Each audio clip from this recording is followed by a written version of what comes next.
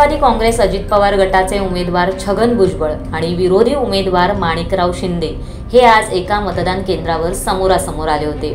यावेळी दोन्ही उमेदवारांनी हस्तांदोलन करत एकमेकांना शुभेच्छा दिल्या। तसंच मतदानासंदर्भात विचारपूस देखील केली।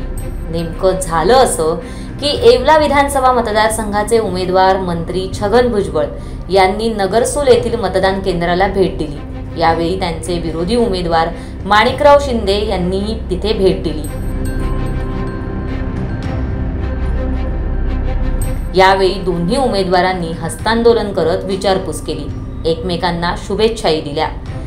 काय माणिकराव, कसं चाललंय, कुठे कुठे जाऊन आलात, असं म्हणत छगन भुजबळांनी माणिकराव शिंदे यांची विचारपूस केली। याच वेळी दोन्ही बाजूच्या समर्थकांनी आपापल्या उमेदवारांच्या समर्थनार्थ जोरदार घोषणाबाजी केली।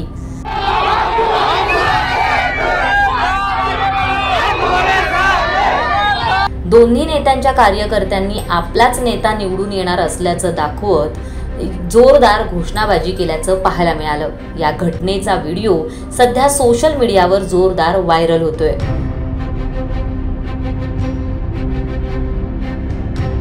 राष्ट्रवादी अजित पवार गटाचे नेते आणि राज्याचे अन्न नागरी पुरवठा व ग्राहक संरक्षण मंत्री छगन भुजबळ यांचा येवला विधानसभा मतदारसंघ हा बालेकिल्ला आहे।